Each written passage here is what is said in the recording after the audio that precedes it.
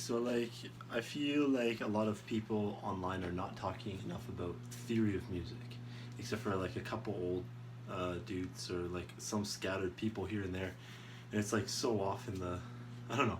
I think it needs to be more of like a discussion, especially with the community that I want to build. So I've got this board behind me, and hopefully I'll be able to start like talking about some different ideas with everybody. I would love it if people started like asking me more ideas about theoretical questions. We could start like getting a group going and having these conversations with each other, and I can kind of be the like the guide of the group. But yeah, so there's actually a really good book, a really good video on theory, which kind of is this older guy from Britain, I believe. He sounds British, and he talks about going from like the beginning of theory all the way to like he explains theory, he says, in 16 minutes. I didn't watch the full thing. I watched a bit of it. I was like, okay, this is a pretty interesting video, but I think there's definitely a lot of value that there could be in that, so I'll link that into the description below. Other things I've learned about theory. So the reason why theory is so good is because, like I've said in previous videos, it's the fundamental like nature of music. Like it's like the sacred geometry of the universe, right? It's like it sounds good because our ear has this palette, right? And the palette apparently seems to me at least, to be like a fractal, right? And the universe is like this fractal. And music is like a fractal. Like if you think of a guitar, you see like how it's fat here, and then as it goes up, it like gets skinnier and skinnier, and now it's like skinnier here, right? So if you've ever seen a fractal, if you don't know what a fractal is, look up what a fractal zoom is on YouTube or whatever. Like it's literally like you're just like zooming into like this massive fractal, and it's just more fractals. But basically a fractal is what the universe is conducted of. It's the way the universe grows and evolves outward. So it makes sense that music would be a part of that fractal, part of that spectrum. And so we've had millennia and millennia of people, our ancestors, who've listened to these tones and relationships between these notes and said, when it's three notes from the bottom to the top, A, B, C, A and C are a third, and thirds go really nicely together. You can have a minor third and you can have a major third. But I think completely disregarding music theory is ridiculous, especially if you're going to be composing. I think in a lot of ways, like music production nowadays could like really get a lot better if a lot of producers just really got into, how can you compose music, or at least if there's a lot more people who are interested in composing, and they would put their songs into MIDI forms that the music producers would then use with their VST instruments to turn into like these symphonies and like make it sound modern and stuff, right? Like Beethoven's of today and stuff like that. But yeah, I think so. I mean, that's on that level. Like that's just on like the musical. Like let's I'm gonna fix this camera here actually. Tilt it down a bit.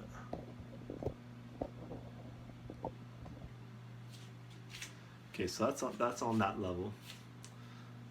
But there's also like the other level too, in the fact that like music, like I've said before, is how the planets revolve, right?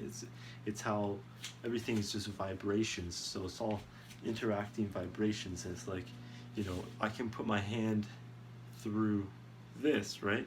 But if my hand is now shaking, like it's a vibration, and I try to go through it, now it's like a thing, right? It's like a solid thing now, right?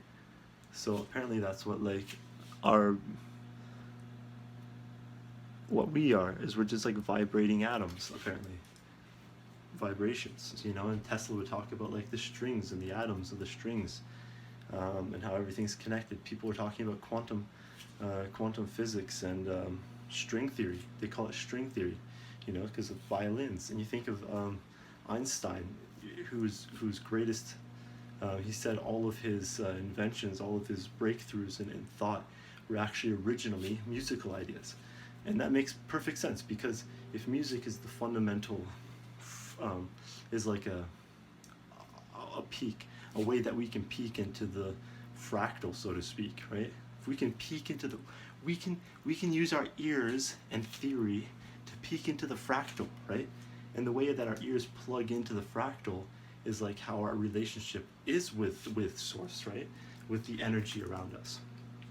And so I think we should be really digging into the music theory, because it's a way that we can really, you know, dig into that fractal. And by understanding the music, you start to have breakthroughs in other areas of your life. Like you have these cross-transferable, there's so many cross-transferable skills in music. Like the one thing that I noticed is the more that well, you're playing with math all day, right?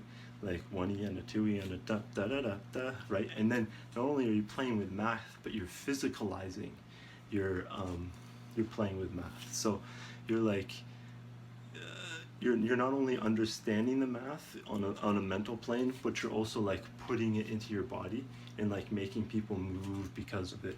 And you're putting people into these trances because of the math that you're understanding on an intuitive level, right? And then you're understanding, okay, this math makes me feel this way, and then this math makes me feel this way, right? So now you're actually engaging different areas of your brain. So now you're not just like this, you know, black and white, you know, gray suit and tie kind of math kind of person, but now you're actually like tying math into your body and the way you feel, right? Colors and art, and that's when you're engaging all those senses, you become a more intelligent person. And I think that's why people like Einstein was able to take those musical concepts and turn them into these breakthroughs for humanity, right? So yeah, I think the more we practice music as humans, the more we understand music as humans, basically it's our evolved mechanism, one of our greatest evolved mechanisms, because we're essentially engaging different aspects of our dynamics, the dynamic aspects of our character. What's the word for it? The parameters. You know, we're going into and moving around in these parameters of different aspects of ourselves as humans. You know, with people with their bodies, when they stand very straight and they stretch their arms and they do backflips, right? They do these crazy things. They're really like engaging themselves and their capacity and potential as human beings to really be their greatest selves, right? And to tap into that. So now when you tap into that, you become this greater conduit for that energy, right? Like the more I played music, you know, the more I would realize that a statue had a certain frequency. Or my friend and I were walking down a trail once, and we could hear the birds singing, like, we were like, oh, the birds are singing in perfect fifths, right? So maybe we could, maybe why are the birds singing in perfect fifths? I don't know, you know, maybe it's something to look into.